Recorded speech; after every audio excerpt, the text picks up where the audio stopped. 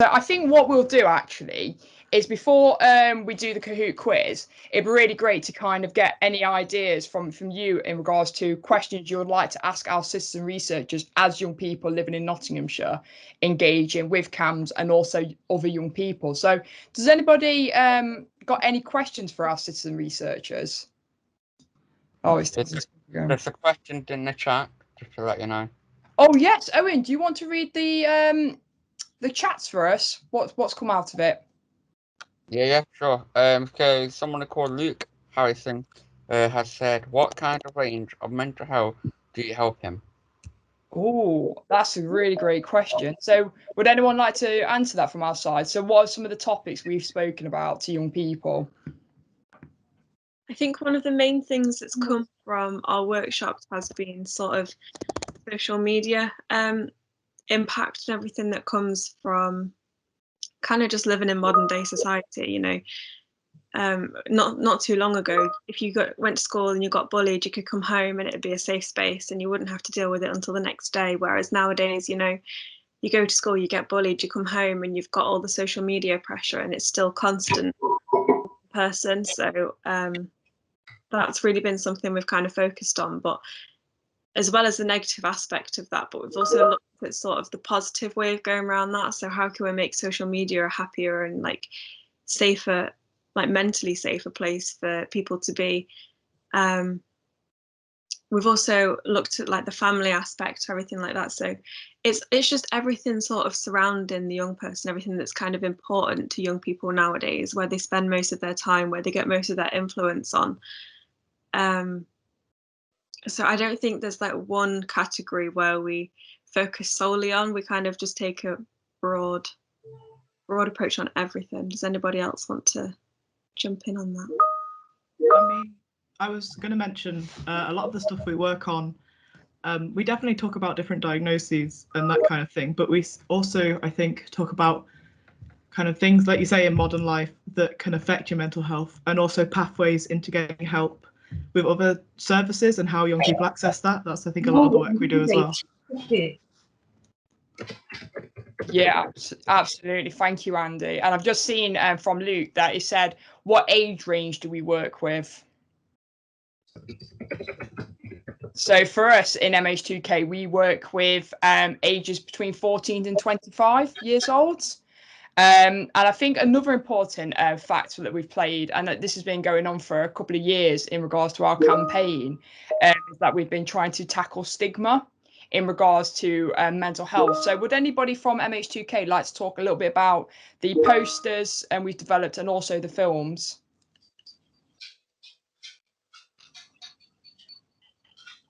I can do that. Absolutely, Luke, go ahead.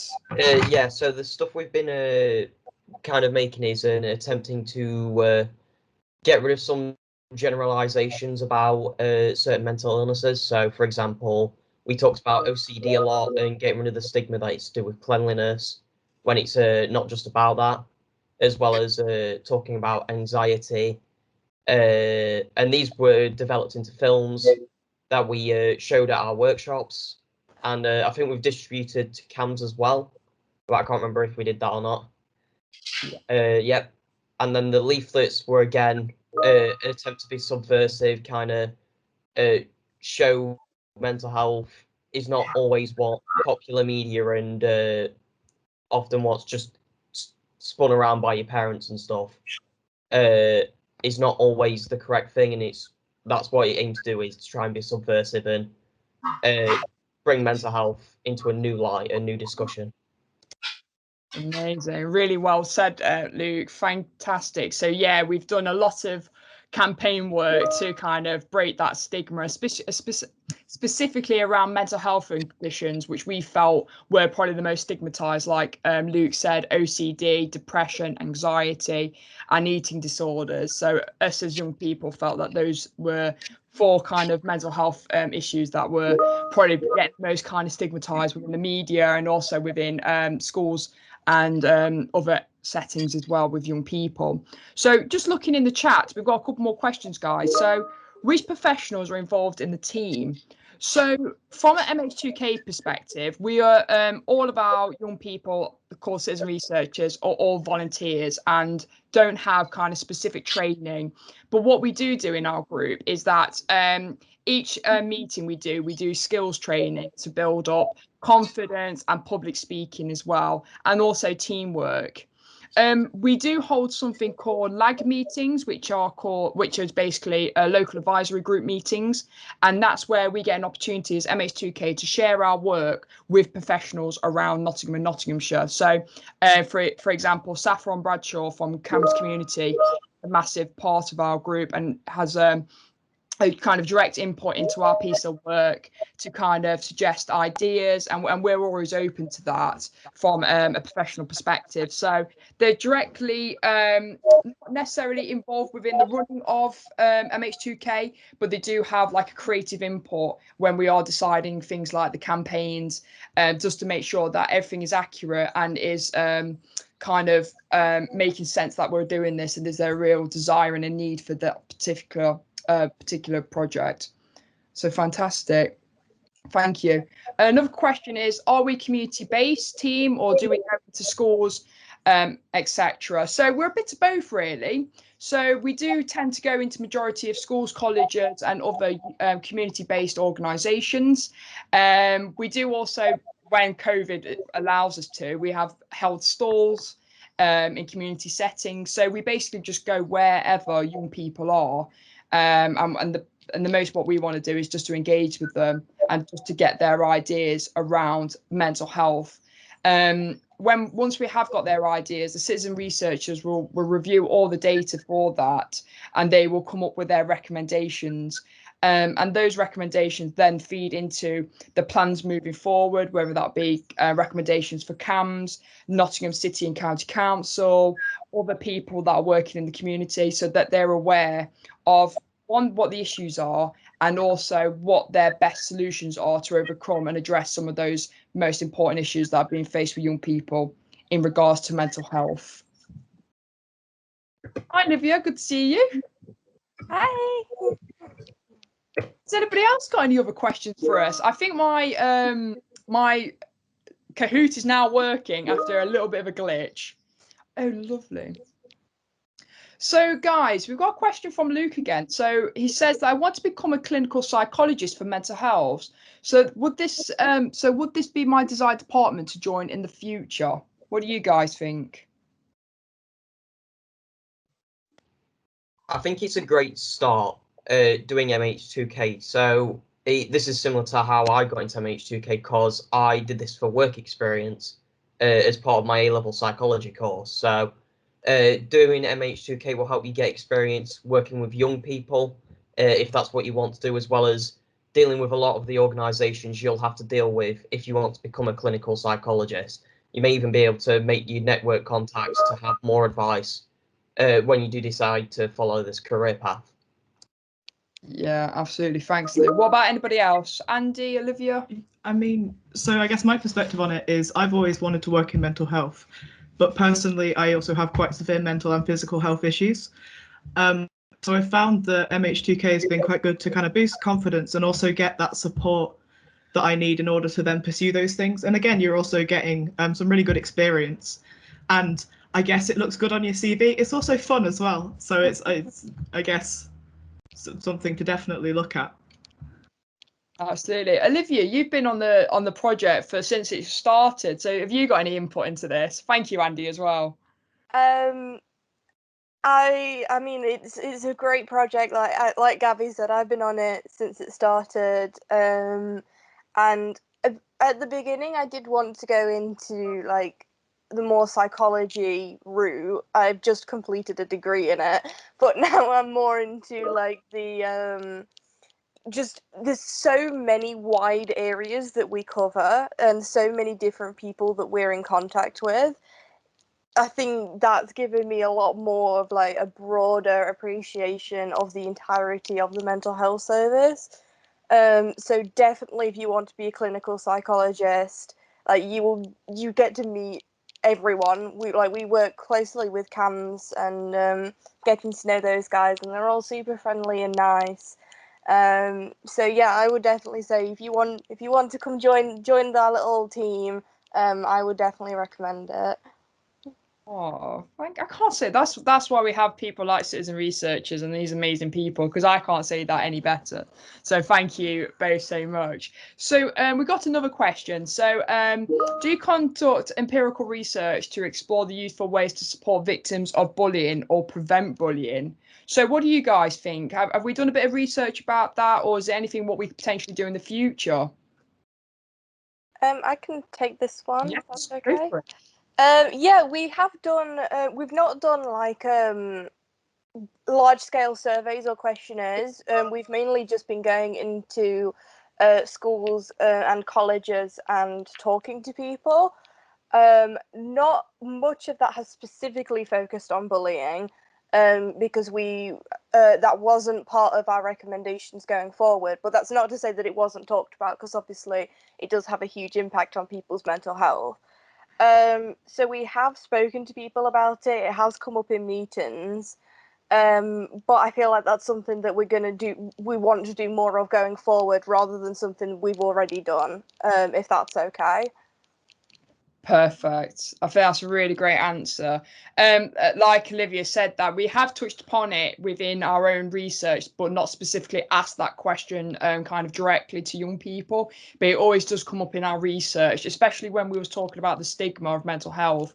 That kind of had a direct link with bullying. But for our next phase of work, we will be focusing primarily within schools. So I'm sure that kind of the bullying kind of conversation will probably come out a lot more moving forward, and I think it would be something definitely we'll be taking on board in the future, and to make sure it is a recommendation within the next year and the next phase of MH2K. Does anybody else have any questions for the citizen researchers about MH2K, or if you guys have got any questions or experiences you want to share?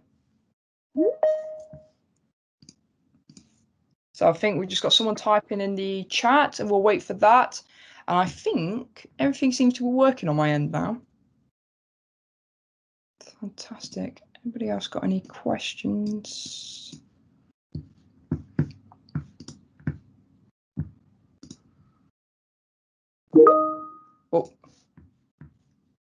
Oh, brilliant. So another question, guys. This is fantastic. Thank you, everyone, for commenting. So someone asked, do you suggest your group as a suitable place for a person who's interested in research, cyber victimization, and its negative impacts on mental health? Ooh, that's a difficult question. I mean, I'm happy to. Yes, Andy.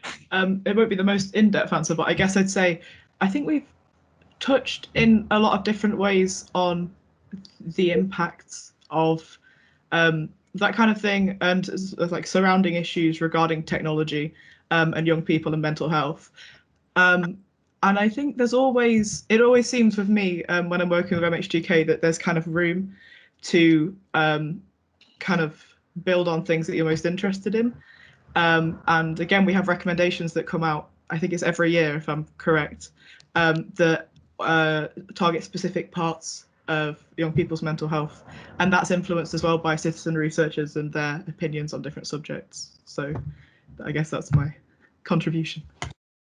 Fantastic, Andy. And some of these suggestions what are coming out, so cyber victimization and also bullying is probably things that we know are probably coming out as common issues. So that's something what we can definitely take away from this session. So you guys are helping us really with our research moving forward in regards to what areas we should be covering next. So thank you. But again, I think that is something we have touched upon, but not probably given it like a specific kind of priority, which I think moving forward will be something we highly consider, knowing that it's becoming quite an issue. So another message I've just spotted, so there's two actually. So what originally inspired you to help those with mental health? So again, citizen researchers, what do you think? Well, me inspired. So since I'm start becoming part of this project, been one of the biggest change because in the past I had mental health problems over the past period of lockdown and few issues around my health. So it had expired quite a lot, to be honest, because I've been having like one-to-one with Gabby, and then I heard about this project because I thought to myself, to be a part of a mental health project might help me a little bit more to be able. Could I have a disability as well? You can imagine people with disability can be a lot more harder to go through in a lockdown, and mental health and hospitals and NHS and that type of thing. So the group had inspired quite a lot, to be honest. So if there any problem regarding your mental health or anything, I just know the person who to go to regarding about it because they have a lot of impact with this type of thing. So to be honest, it had inspired people with mental health a lot, and getting people ideas and putting it into the table in the middle, and sharing what we thought about the idea. And I feel like since I've been having a mental health, it have helped me a lot more over the through course because we doing so many different things within mental health and be part of this recruitment day as well. It gives you much more opportunities.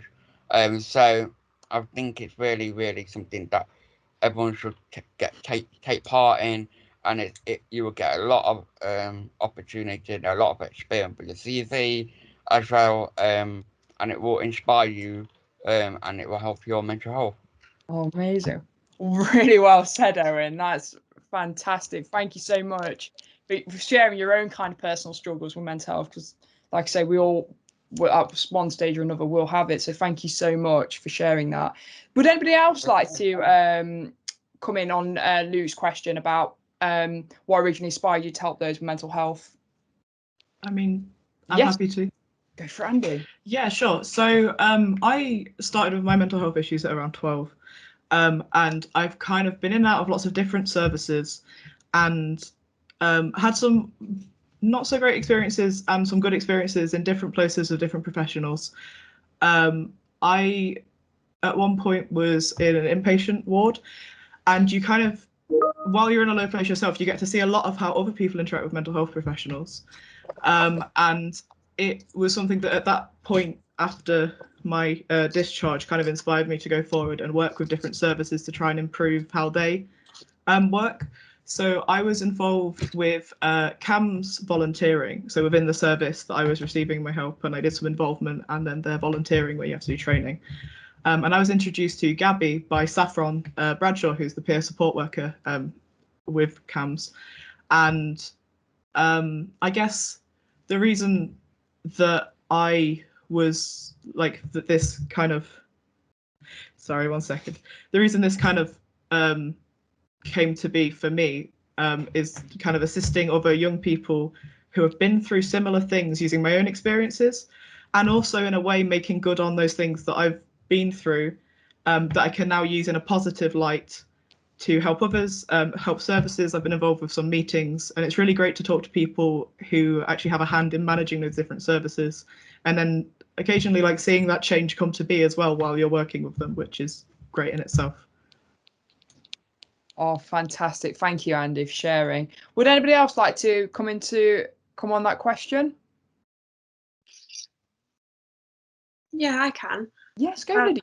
So for me, it was kind of seeing the opposite side of that. So I was surrounded by a lot of people growing up who had their own struggles, and I saw shortfalls that weren't quite meeting their needs.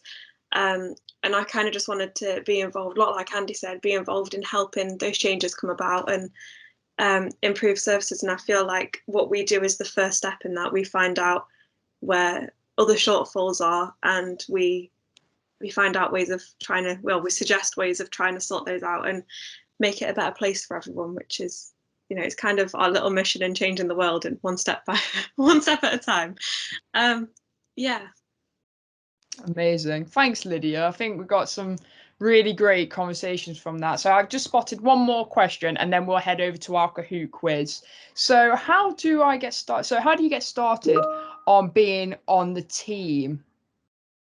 So how do you get started on being on the team? So for us, it's a process. So the first thing is what we do is we have a really great mapping system of organisations we work with, including schools, universities, colleges, and community groups.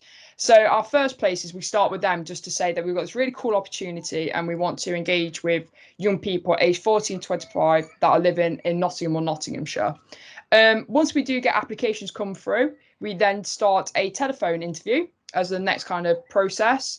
And we kind of have very simple questions around about a bit about yourself and why you want to join MH2K and talking about your availability really. And then from there, we'll then accept you onto the project. And from there, we start off something like a welcome meeting where we get together, and that's where we kind of bond as a team at that initial meeting, getting to know each other and also to plan what we do for the future really over the coming year. So the first thing is, if you are interested in anyone who wants to join MH2K, we will be doing a recruitment this year, which is really good news. It's come at a really good time. So if anyone is really interested, please just message me and we can get some documentation out once we are ready to launch our recruitment pack. So you'll all get that. So if anyone is interested, just drop it in the chat or message me directly and I can just send you an email if that sounds okay. So that's essentially it. It's a very simple process. And we get some amazing outcomes from it as well. So fantastic. So for our last big activity, we're going to head over to Kahoot. So this is more of a bit of an icebreaker for you guys. So if we go onto live screen. So we'll get that. So hopefully you can just see my desktop. Can everyone see it? Yes. Awesome. Yeah. Oh, I'm loving this. Brilliant stuff. So first thing first is hopefully everyone has used Kahoot before. If you haven't, that's not an issue. So if you go on your mobile phone, tablet or computer, just open a separate browser. You just go to kahoot.it. Simple as that, and it'll ask for a PIN code. And your PIN code's displayed on the screen. So it is 9377727. Please create a really fun nickname for yourself. Because like I said, this is a bit of an icebreaker, and it's just to kind of see your understanding of mental health and some kind of questions not related to mental health as well, just as a bit of an icebreaker. Am I allowed to play, Gabby, or is that cheating? Go for it. But I know all the We'll be answers. disappointed. Am I okay to play as well? Absolutely, Sarah. yeah. Get in there, yeah. Scissor research if you want to go and have a go. Some of you won't have seen this before. Gabby, just to let you know, we've got a few people in the chat are interested to be part of a team. Oh, look at that. That's exciting, isn't it? Yeah. Okay, we need more Come people. join the family. Well, That's it. So yes, people, if you do want to, if you are very interested in joining, please just drop, if you're comfortable, drop your email in. And as soon as we're ready to go with the launch of the recruitment, we'll get recruitment packs out to you.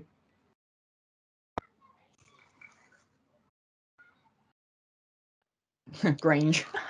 Yeah. I'm trying to do it. I'm just up on the Kahoot website, but I don't know where to click. So, I like it that you're able to put little rainbows and emojis on. I didn't know you could do that. That's a new thing. Carl, there should be a button on somewhere that says play, and then you can just type in the code. I can't see it. Let me go on the web because I've used my code slightly different. Come on. Okay. Come on, let me in. Gabby, someone has their hand up. Yes, Veronica. Veronda, sorry. You got a hand up?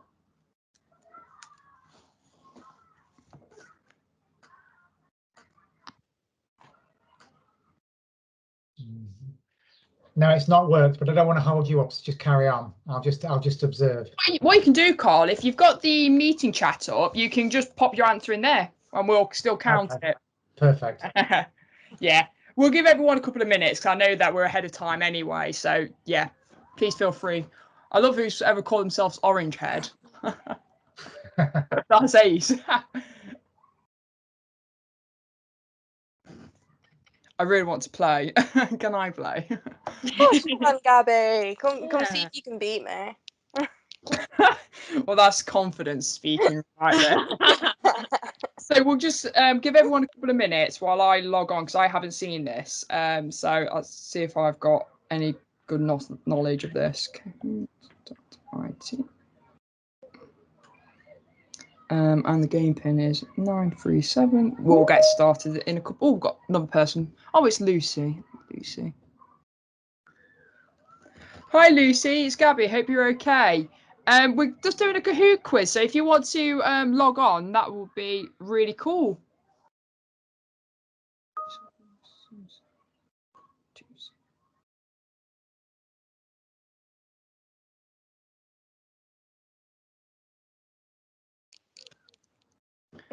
Hamster.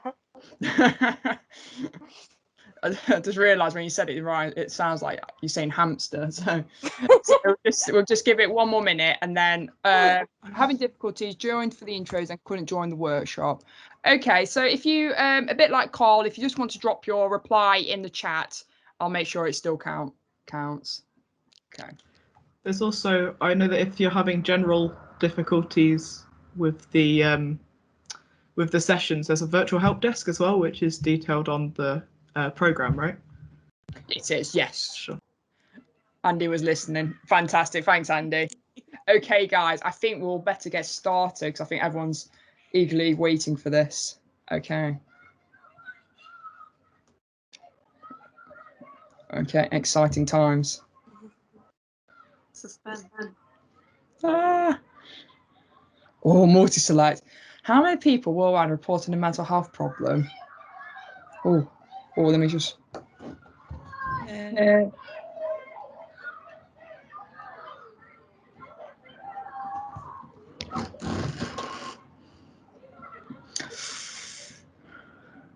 Olivia, that's a hard question.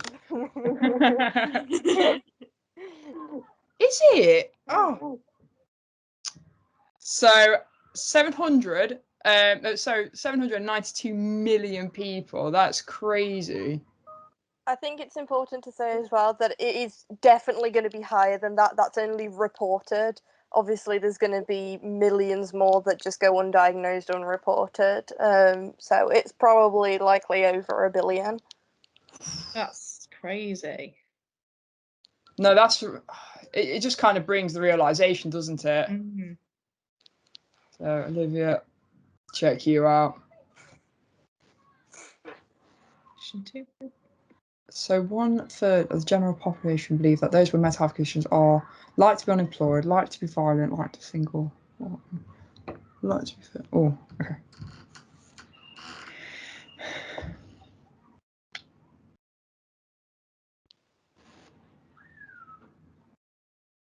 Amazing, everyone. For those who have put their emails in the chat, I'll make sure it's written down before everyone has to leave, so I've got them. But thank you so much. Okay, so back to the quiz. So likely to be violent. That's shocking. Sorry. Yeah, Andy, go for it. I was just going to say it kind of just attests to the amount of stigma that people with mental health issues face, and the fact that that in itself can also provide barriers towards getting the help you need. It's almost cycles. Yeah. Even though those with a mental health problem are much more likely to be a victim of violence than the perpetrator, statistically. Oh, it's sad. No, fantastic. And thank you, everyone, for expanding on that as well, the answers. It's really great to get that. I'm doing really bad. So I've dropped off the leaderboard. I keep forgetting it's a race. what percentage of young people meet the criteria for mental?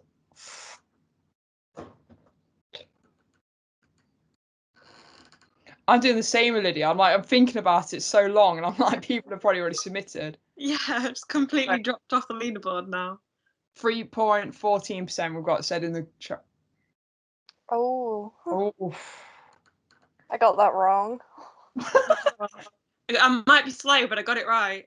Hey. Oh, sorry, guys. Oh, I've done that thing again with Apple. Oh, hang on. Go back. 1 second, guys. Bear with. I'll make sure we don't lose it. I'm gonna go back onto this. Oh, sorry.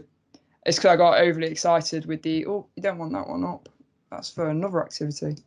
Oh. 1 second, guys. I'll Don't find. worry. Don't worry, Gabby. Technical issues. Okay. So let me just get it back. Where's it disappeared to? I've got it. It's You're doing found. an incredible job, I have to say, managing all the tech and things. Oh, fantastic. Thank you. Can everyone? Hey. Yes, we're back. All right, I'm not going to touch the mouse unless I have to. Okay. Okay, so it was 12.8%, so only one person got that right. So lid is coming back up. Hey. Okay. Ooh, multi-select. Oh, just a high risk of. Oh, okay.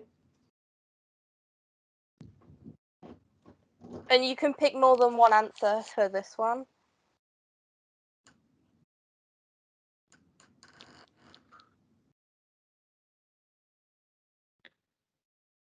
Okay.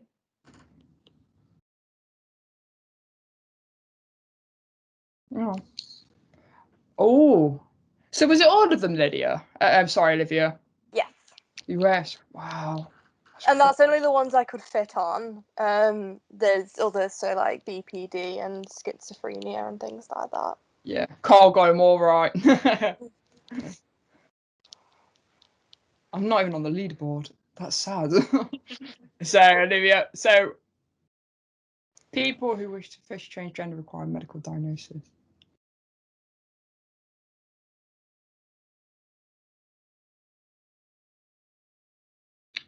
Oh, gosh.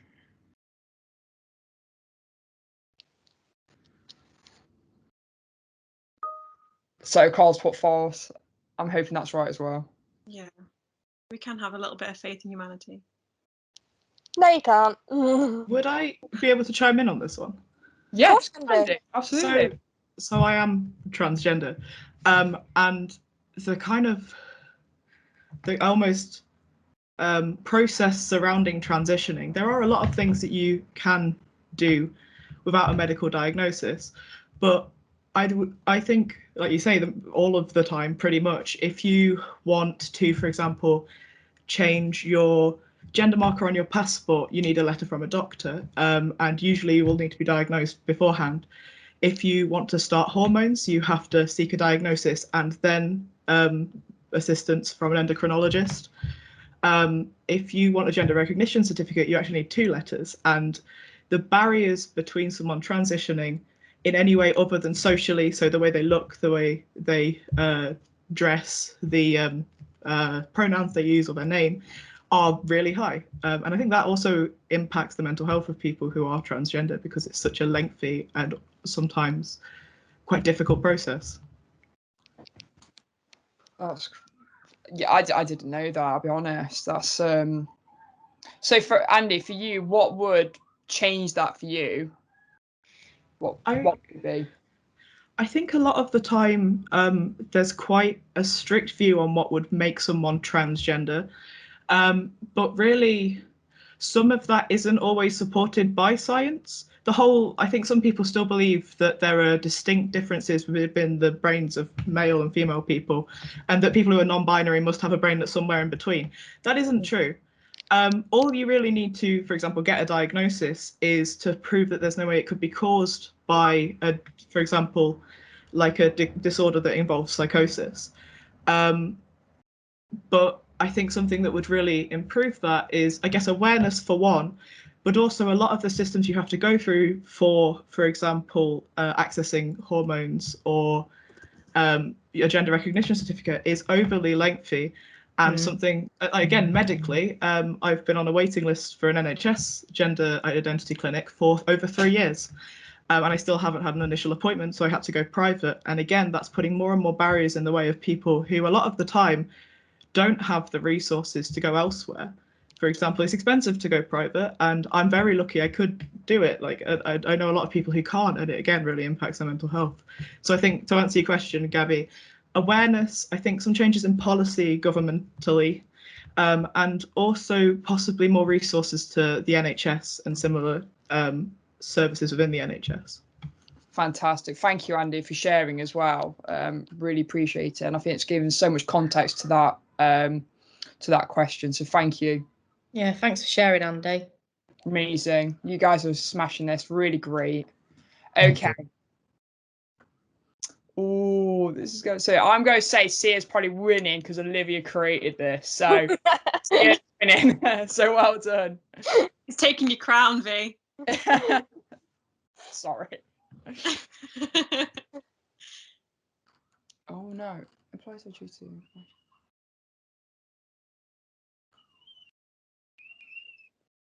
Yeah, I did a lot of research for this. I learned some really interesting facts, actually. It's amazing, Olivia. Good. Oh, I'm doing awful. I'm in 9th place. How many people are there on this? How many people are on this? I'm going to be last. So, Olivia, could you give a bit more context to this?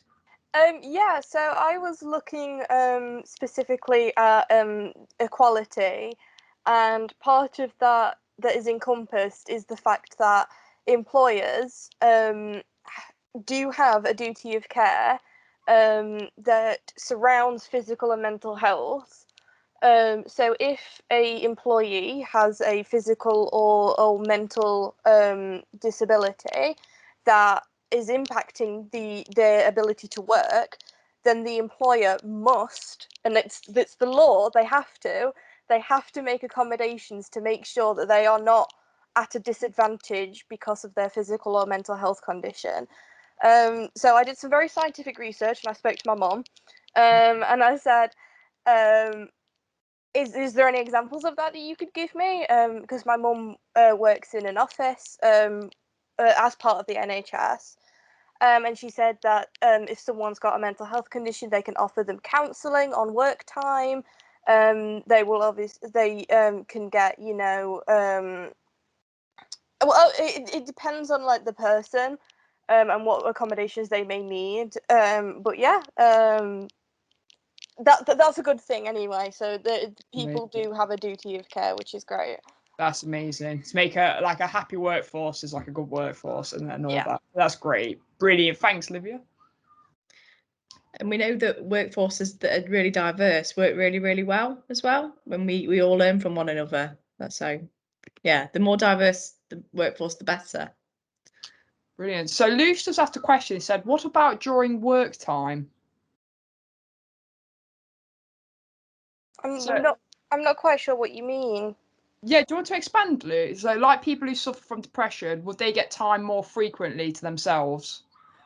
Yeah, it depends again on the specific employer. There is no like template for it because everyone is so different and unique. It's hard to say like, oh, these are the baselines. So it could, depending on the employer, but I wouldn't be able to, or I don't think anybody would be able to say for definitely that they would be able to get more time frequently to themselves. Brilliant, thank you. Sorry. Oh, sorry. Oh, I was just wondering, do we know, does this extend to like places of education as well? So schools, colleges, universities? Like to students? Yeah, I guess so. Like, do you get the same provisions? Because obviously some people need extra assistance to access those things. Well, I got a what's it called? A learning support plan when I was at uni, which encompassed things like extra exam time, extra support, leniency on asking for extensions and things like that. But that can encompass a lot of different things depending on the person. Sure. Great. Carl, would you like to come in? Yes, please. I'd just like to say from our perspective, from Notts Healthcare, so we have policies and we do make reasonable adjustments. That's what it's called. Okay, so if somebody comes with an issue, and I, for example, have dyslexia, And about 10 years ago, I got something called Dragon software, which enables me to talk to the computer and it types. Okay. So before I had that, I used to really struggle. So because my reading and stuff can be quite muddled sometimes. And that's something that's been undiagnosed probably. I mean, I'm in my 50s now, but from when I was a teenager.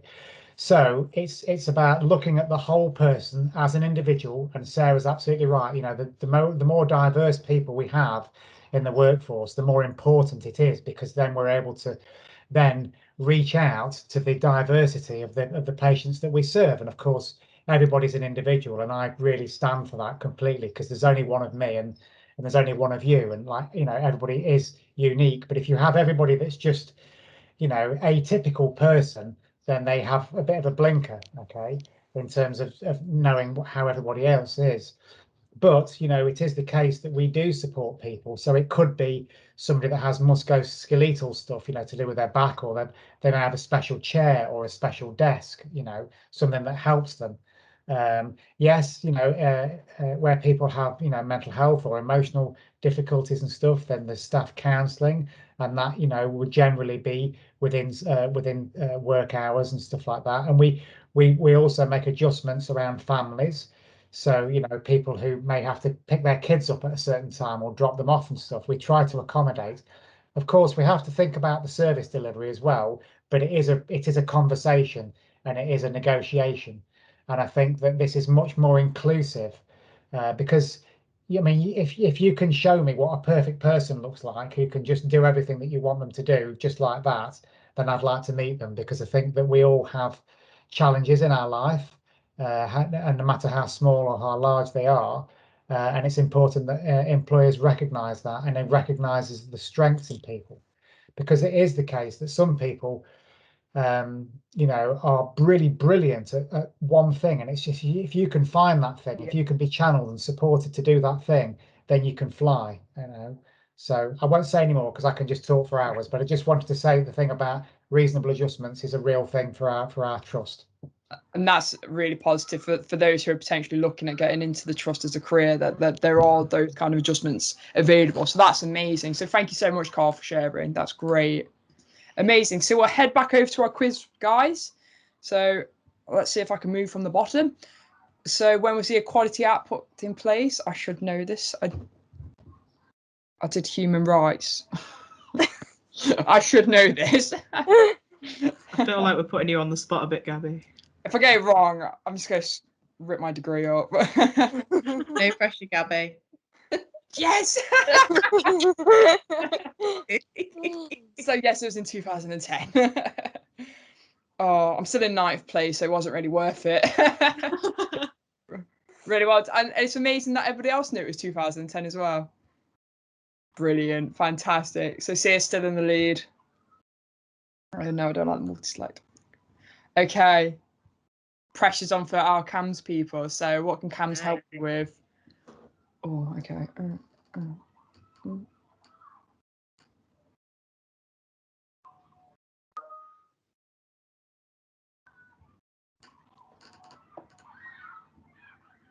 Calls for all. Absolutely. Yes. So yeah, that's really interesting, because I think that's probably a misconception of CAMHS as well, that they only focus on like particular kind of elements within mental health, and actually it opens wider, especially around abuse. Yeah. Carl's like all of it. Fantastic. No, that's really good. Am I still last? Okay. So next question. Have you known people that struggle due to race, gender, sexuality, or other parts of identity? This isn't for points. This is just a topic of conversation.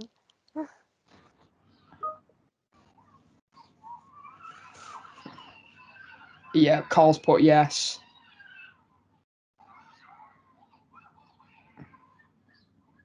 I wanted to cover more, but I ran out of characters.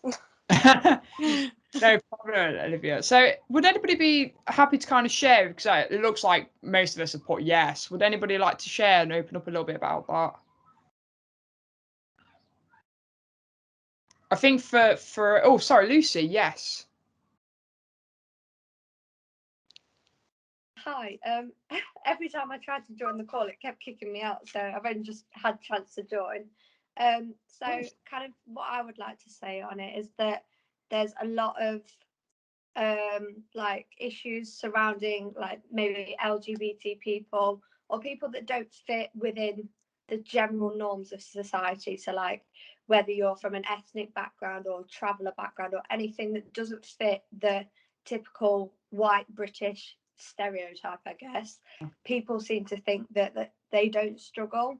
And there's been a lot of research that there's a higher demand for eating disorder services in LGBT people because they're struggling more, and they feel like a lot of the time they're not able to control their gender or sexuality or how they identify themselves, because no one can really control that like that's just who they are really. And so the only way they feel like they can control their lives and feel like other people will accept them for it is to affect their eating habits, you know, their sleep habits, whether they take their like medication or anything like that. And it needs to be like not as stigmatized, because there's a lot of like ethnic minorities that don't have access to support just because of the fact that they are part of an ethnic background. Yeah. And you know, it's so frustrating. I hate it. Yeah. I agree with Carl. So it was really well said. And I think, oh, sorry, someone else got the hand up. Please feel free just to shout out if you've got. Hi, can you hear me? Yeah, absolutely. Excellent. Yeah, I just wanted to, well, obviously I'm agreeing with the lady that was just speaking. I didn't get your name, I'm so sorry. Yeah, I work in education, and I've known many students who struggle with gender identity, and known that once they've left education, because they've gone on to Key Stage 3 and now left that as well, they're changing their identity completely. I've known 3 cases at my school, and the way they struggled at school was actually through behaviour, eating disorder as well. And because we weren't really understanding what the problem was, I myself had to go on an LGBT course. I can't remember the people that did it. I cannot remember for the life of me.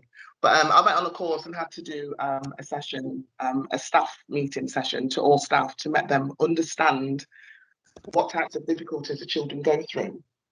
And also, not just sexuality and gender, but race as well. They struggle. We had a lot of children from different backgrounds, English as an additional language children that struggled, lots of boundaries that are there in education that you find from foundation all the way up. And it's just so soul destroying when you cannot get a help, even though we had outside agencies come in. It's just like she said, it's really upsetting. It's really upsetting, and you're not quite sure where to go. And for staff members that don't understand the children that are difficult, and they just think it's like they're misbehaving or they're playing up, whatever. It's just really soul destroying. But I'm really, really excited. I'm sorry I'm going off track. I'm really excited just to be in this chat and to find out what other people know and to educate me so that I can take it back to the education. So thanks ever so much to everyone that's in this chat. And I'm really upset that I'm in 2nd place. Let me know. Could be worse than yeah, quick talk. No, thank you so much. You're doing an amazing job, Gabrielle. Thank you very much. Oh no, thank you. No, absolute pleasure. I'm so excited for all this. I keep getting like, oh, this is great. No, thank you so much. So I know we're running short of time, and I want to make sure that we know who the winner is. So if we press on, if anyone's got any questions towards the end, we might have a couple of minutes to answer then. If not, chat. So something in the UK passed a Gender Recognition Act, giving full legal recognition for transgender people. Again, I should know this. Oh. This is hard. This is so hard. Oh, I got it wrong. So 2004. Oh, okay. I thought it was a lot. Carl's like, yes. Out of interest, I find it very interesting that the majority of people put 2006. It's the most like recent date because people don't see it as something that's been allowed. So like, I don't like using the word allowed, but in this case, I find it quite appropriate because it's just been so pushed aside for so long. That's what Lydia, that's what driven like my answer to reply to 2006, because I think only in the last 10 years I've kind of been more aware of it, of what's kind of happening. So I'm thinking, oh, so I'd say 2006 because it's closer to what I was thinking about 2010. Yeah. Again, in more, I think I agree with Andy, more awareness of this needed. Yeah, I mean, I think again one of the reasons people push it back in their heads is, like you say, there still isn't a lot of awareness around what it, I guess, means to be someone who is transgender and the different experiences people have, and also the fact that again the legislation surrounding transgender identity is flawed. It's quite heavily flawed in certain ways. It works for some people a lot better than others, and it means that it's still inaccessible to a lot of people. And I think that also kind of buries it in people's heads as something that's important, you know? Absolutely. I think everyone's put the same thing, more awareness. And I think us as young people in the next generation and others on this call who have the power to do that, I think we will make a change. It'll just take a little bit of time, but I think we'll definitely get there. So Sia's like holding that top spot. Like, that's amazing. Well done.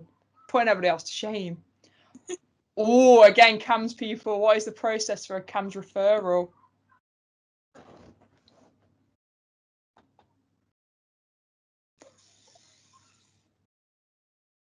Oh, we got to move it over. Okay, this is cool. I've just realised there's a spelling mistake. No. They placed. Oh no, I'm running out of time. It's the idea to order them in the order they happen. Yeah. I think I just absolutely messed that up. I rushed. I thought there was like my time was running out. I've got that so wrong.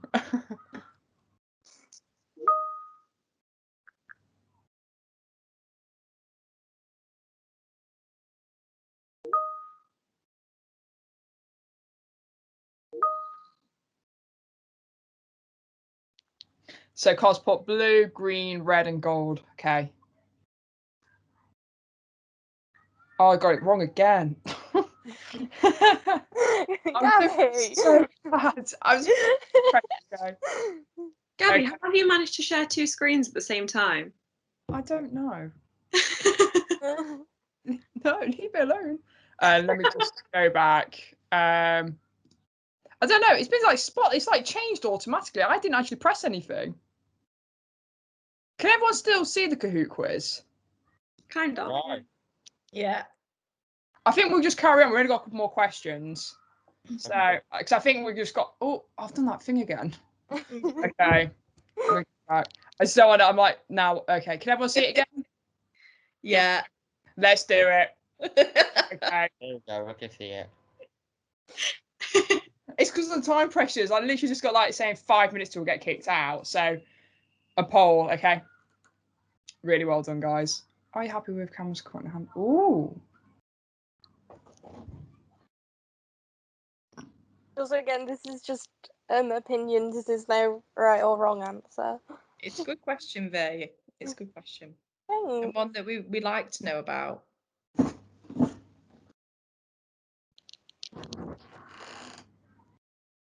Okay.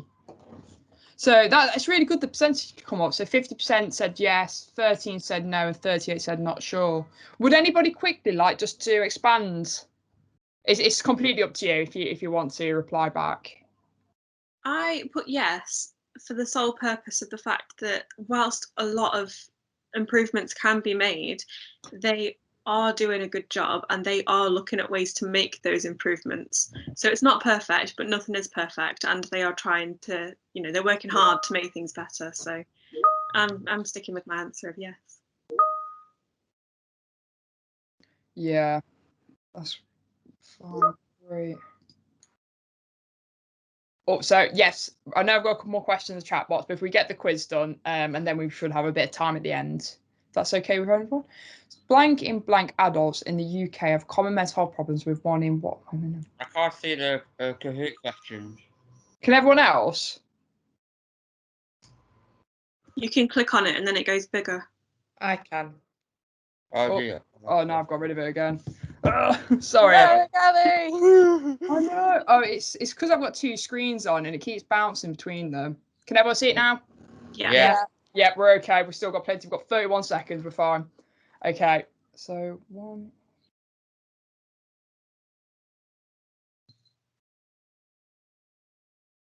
Oof. Oh no, that's wrong. So. See, I've completely forgot the answers now. So. So if you. Oh, I'm just going. Oh gosh, that's nowhere near right. I got it incorrect again. That's a really tricky one. That is hard. So the correct order is 1, 6, 5, 8. Yeah. Wow, that's crazy. Okay, so a couple more questions left, and then we should be. What do you think the most important helping people that struggle with mental health? Ooh. Again, no right or wrong answer.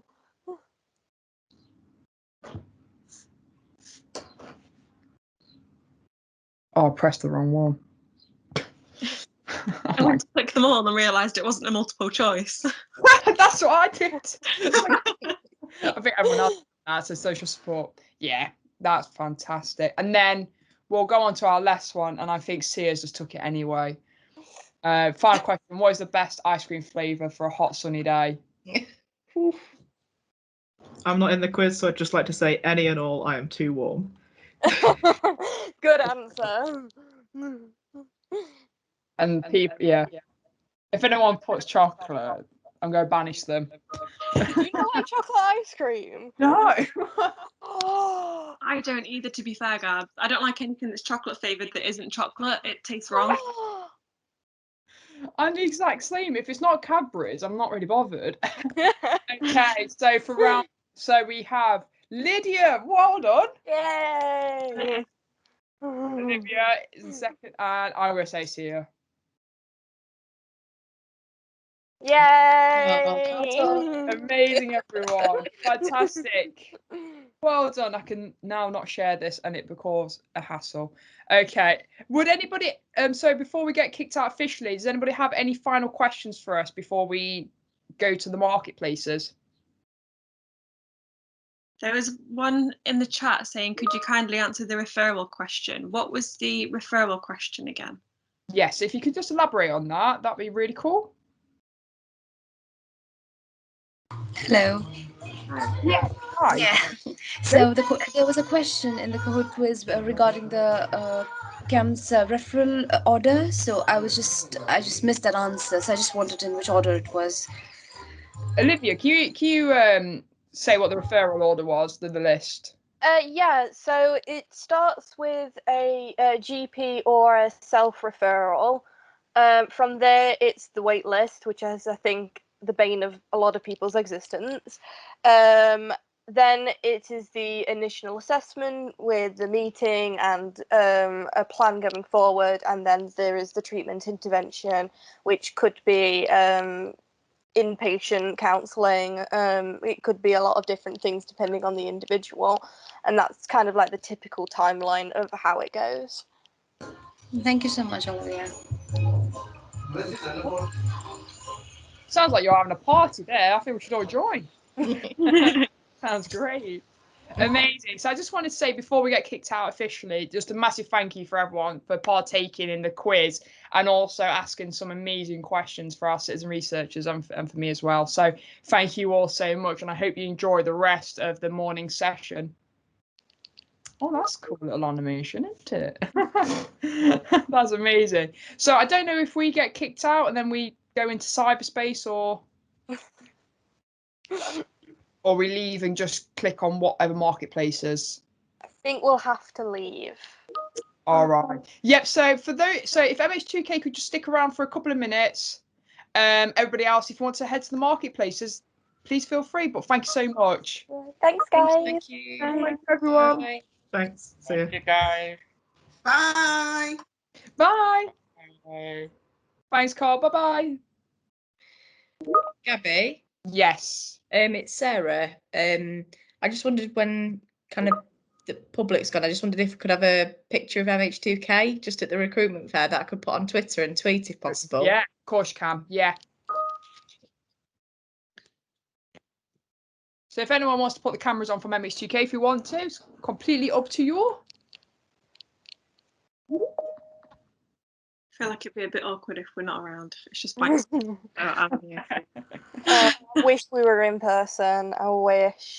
Are you all right to unshare the screen, Gabby, if possible? course Then we I can can, get bigger pictures of you all, if that's okay. Yeah, all ready. Oh, amazing. Just get rid of. Oh. So is it only MH2K that we have in here now? Well, we've got. Someone's just guessed. I would put mine on, but mine is blocked because of my school account. That's okay. That's fine. So yeah. All right, I'm gonna go for it. Yes. Smile, everyone. Oh, there we go. Got you. Thanks, Awesome. everyone. Nice Thanks, ones. Thanks for Sarah. having me. Take care. Bye. Bye. Bye. Oh, it's nice to see you, Lydia, by the way. You too. How are you doing? I'm free.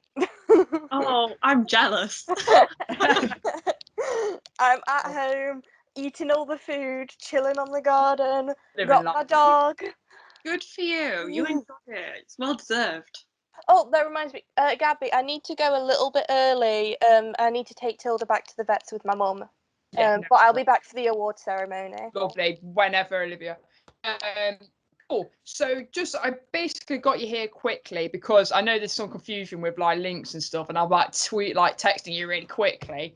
So we are allowed now to go into different market stalls. So on the document I sent you over this morning, there's like different lists of people you can go and like sit in really.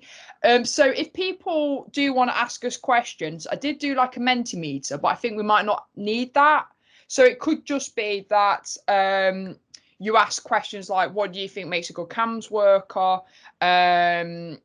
What can you see? How can MH2K or young people get more involved in CAMHS? Things like that. So that's just a potential. If you do go into these sessions and you want to ask questions, it might be good just to get like a young person's perspective on it. So it is completely up to you either if you want to all stay together as a group and we go from one to another all together, or if there is something what's like particularly tickling your fancy, you can just then kind of head over to that one. So I spoke to Andy, and I think the first one we'll be heading over to is it peer support, Andy? Yeah, I think that's what we said. Yeah. Yeah. So again with this time as well, guys, if you do want to go and have a quick break and things like that, because this market stall is going to be for 2 hours open, so it's completely up to you if you want to stick together as a group or just move around separately, or if you want to quickly go and have a break or something. And then if you come back for, I believe, is it like 1 p.m? We'll then repeat the whole morning session like we did, and then we'll do the exact same workshop as well for the afternoon session. And then for those who are joining the award ceremony, we'll head over to that as well at 2:30. Okay. Yeah, so for those who said they can attend, I've sent you an email link separately. So if you just click I think it's something like CAMHS Oscars, it's just a link, you click that at 2:30. They know that we're going to be a little bit late because obviously this running over. So yeah, so that's essentially the plan. So if you guys want to kind of dot around or kind of follow us all to the peer support one, but like I say, you don't have to be sat to your chairs for 2 hours straight, then do the afternoon session. Please feel free just to be fluid as much as you want. But yeah, at 1 p.m. we'll come back and do it kind of again. And then after the workshop, we'll be free to go. How's everyone enjoying it? How did you find that first session? Interesting. Yeah. I thought it went quite well. Yeah. It was nice to see people actually joining in our session and like because I didn't think we'd be overly popular with everyone. I thought they'd all go to like the bits where they would get jobs, if I'm honest with you, because it's like a recruitment, isn't it? Like we're volunteers sort of thing. So I didn't think they'd come to us too much, but it was really nice to see people who were getting engaged and stuff with us. So you guys did such an amazing job. I was like buzzing inside. I was like, oh, you guys smashing this, because my tech was failing so bad. I was like, no, don't get kicked out of it. I was like, no. So no, really well done, everyone. Massive well done. You're so amazing, all of you. So yeah, if we do a similar kind of, it might be best to ask questions first, then do the Kahoot. I think that worked really well, actually. So if we do the exact same, really great idea about expanding on the questions in the Kahoot. So yeah, the exact same thing, and then we'll be free to go afterwards. But yeah, so completely up to you guys now. Yeah, Owen? I was just looking through the email. Is it the one peer support we're going on? Yeah, so if you do want to go to that, please feel free. That's where myself and Andy will be heading over to. And if there is anything else you fancy, please feel free, because you are young people as part of this session. So go and enjoy it. But like I say, come back at 1 p.m. using the afternoon link, and we'll do the exact same thing again. I might have to, in about an hour, go get some lunch just for diabetes reasons. I've got a session till 7 tonight, so I'll do the exact same thing. 7 o'clock? Yeah. I volunteered, so yeah. It's going to be good, though. But yeah, please, yeah, again, like Andy said, if you do want to get lunch and go for a stroll round, stretch your legs, please feel free to do that. But just come back for 1 p.m. Everyone have a nice time. See you soon, guys. I'll probably see you in some of them anyway. See you later. See you in at 1 o'clock then. You will do, Luke. Take care, everyone. Bye-bye. Bye.